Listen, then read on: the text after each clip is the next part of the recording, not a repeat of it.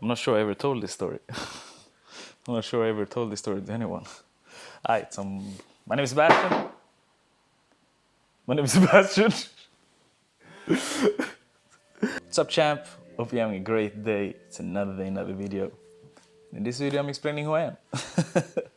My name is Sebastian. I'm 29 years old. I'm 28. I'm getting 29 this year.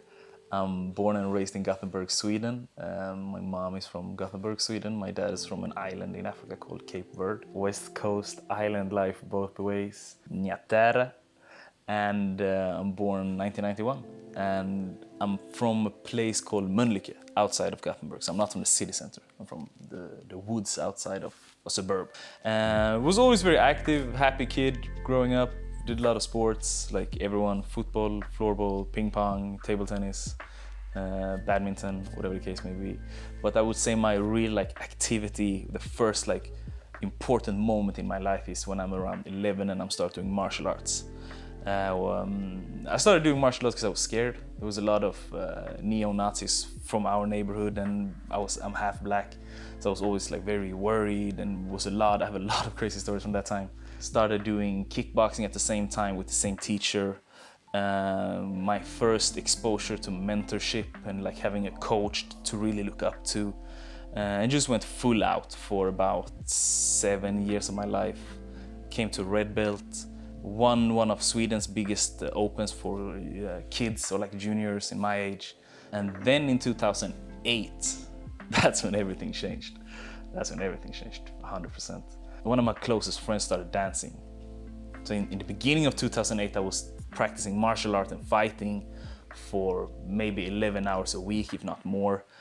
And I was dancing once a week, so it was nothing serious. And then in the end of 2008, I danced 15 hours a week, and I was considering quitting at that time. Or I actually took the step to quit martial arts, and I just went full out dancing.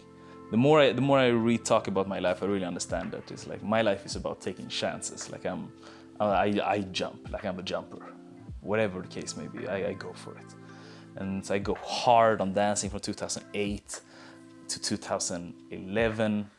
Dancing every day in a studio an academy called Twisted Feet Dance Academy. It was such a blessing to have incredible mentors at that time. Again, the importance of mentorship and coaching. I finished high school in 2011, and that's when me and my best friend decides to move to Australia. I feel that I'm done dancing at that time. I just want to go on an adventure. Again, go for another jump. I kept dancing in Australia, but not on a serious level. I did some battles here and there, I went to some events, took some workshops, but nothing serious. I'm there for 6 months, and I really start to miss dancing. So I decided to move back home to Sweden and stay home in Sweden for about 6 months because all of my crew at that time had moved to Oslo, which is only 3 hours away from Gothenburg. And I moved home to be with my crew, right? But they had merged. We had merged at that time with another crew called Four Sound. So we created Left Sound together, and we all get this tattoo. This is the Left Sound tattoo right here. All of us got it. Left Sound tattoo. Most of us, I'm not gonna say all of us, most of us got it. Yeah, I just live in Oslo. The first 4 months suck. I live on the sofa of a friend. He's not even a friend at that time. It's a person I know. I met 2 times, I think. She was in love with my best friend. So I think it was an opening for her. I'm not sure. I cannot thank these people enough. So I'm there on her sofa for about 3-4 months, and then my entire crew decides to rent a house together. So at one point we are between 8 and 12 people who lives in a house outside of Oslo city center, which is just the coolest time. Some of my best memories in my life is from there. Everybody's DJing, everybody's dancing, popping and hip hop or producing beats, and we're just a real entrepreneurial hip hop movement. We are a crew. We were a real crew, in the core of a family, really. As much as I have some of my best memories from there, I also have some of my hardest memories from there.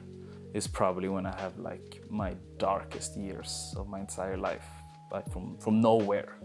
From nowhere it just comes. I go straight into depression. I get a lot of panic anxiety. I could have panic anxiety attacks, like up to 6 per day. And if you never had it, it's hard to explain, but you want to kill yourself. Like it's the only way I can really explain the feeling.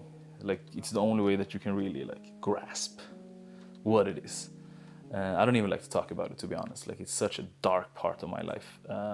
Now looking back on it in hindsight, I can see because I didn't take care of my diet.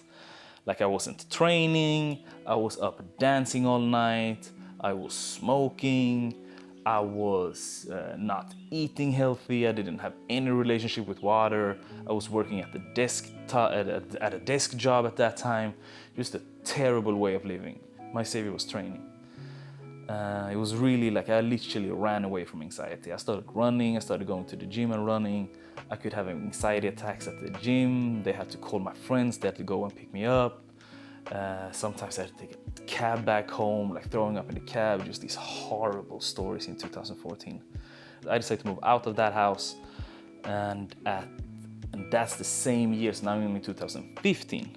And in 2015, something strange happens in my life. Korki and Judith moves to Oslo. It's really the year where everything just...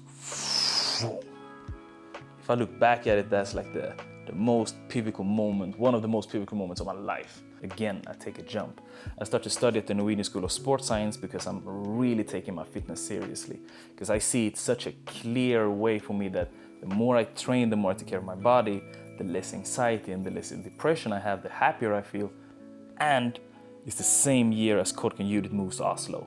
Because I'm studying at the Norwegian School of Sports Science and I'm so exposed to bachata sensual and salsa and kizomba, like this scene that I had no idea about, it was like everything was just a complete different aspect. Like like dancing at a completely at a professional level. Like it was something completely different from what we did as street dancers, or from what I was exposed to at least as a hip hop dancer. I just thought like I want to train dancers. Like this is what I want to do. Like I want to specialize in training dancers, because I started seeing these tricks that all of these salsa dancers and bachata dancers were doing. And Judith was my girlfriend at the time. She always had a lot of problems with her back, her neck and everything. So I started seeing the correlation of like, wait, here is the link. Like I wanted to be the link from training and dancing. And I started Googling a lot and doing a lot of research, but I didn't find anything that I could relate to. I saw a lot of things that were for ballet, for contemporary, but that was so alienated to me. Like I couldn't relate to that at all. And so in 2016 is when I really started traveling with them, like hard.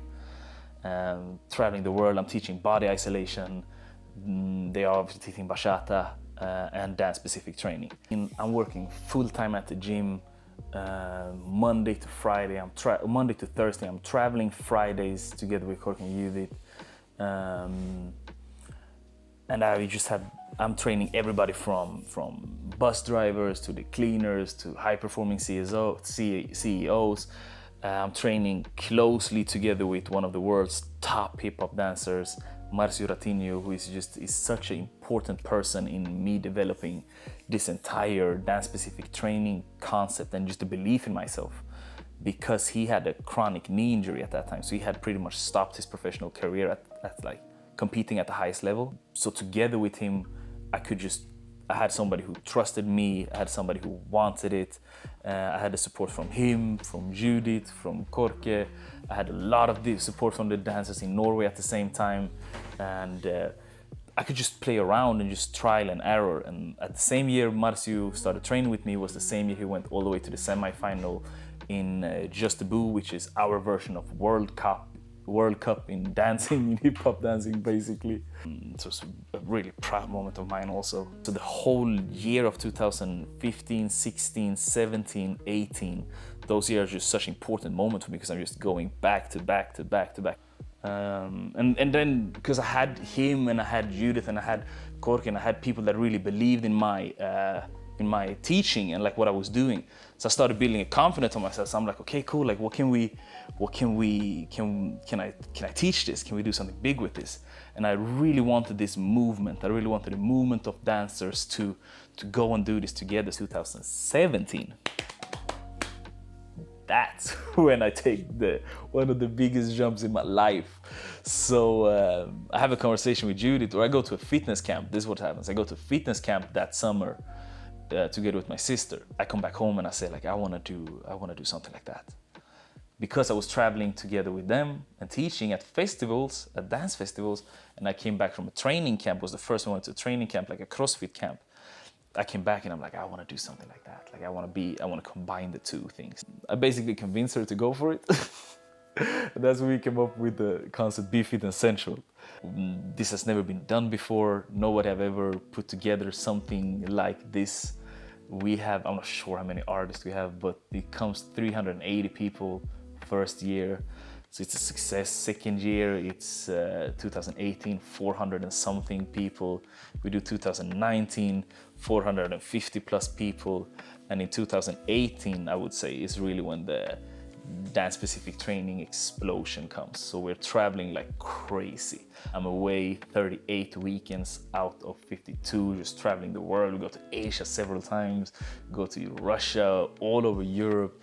And I just get to teach dance-specific training and body isolation all over the world. It's just such a blessing. I'm so grateful to be able to do this. And it's all thanks to Kirk and Judith, basically. Like without them, this would never be able to happen. 2019 is when I moved to Barcelona. And that's when I start going online. The first challenge we're doing, I'm launching a 30-day challenge, a free one for dancers. And it's 1,000 people that sign up. And that's when I realized like, if I really want to impact people, because I was so tired of traveling at that time. Like I love traveling, make no mistake, I love traveling. I love teaching, but after 38 travels in 1 year, my body was destroyed. Like I had back pain. I was doing the video editing and video recording at that time. I was just so overworked. I was teaching, but I wasn't practicing what I'm preaching at all. So at 2019 is when I decided like, okay, if I really want to make an impact, I gotta go online. Like if I want to reach more people, I can't travel every weekend. It just won't work. I gotta reach more people. And that's when I went online. And that's where we are right now. At the moment we are running our second or our third challenge. 500 people signed up. Be Fit and Sensual, it's me, we have a nutritionist, we have 2 doctors that we're working close with. One who is a PhD in physiology, one who is a medical or in physiotherapy, sorry, one who is a medical degree in physiotherapy, one who is a medical degree in clinical studies, and we have another trainer. We're teaching in Spanish now also, and yeah, life is a fucking blessing, I'll tell you that much. And that's basically my story. Now I'm obviously dancing bachata, dancing kizomba, I'm dancing hip hop still, I'm still dancing popping. But body isolation is where I put my focus. Just waves, a lot of body waves, a lot of disconnections, and that's where my focus is when it comes to the dancing side. But training dancers in dance-specific training, that's where I place my focus. That's my craft, in dance-specific training, and it's really by dancers for dancers.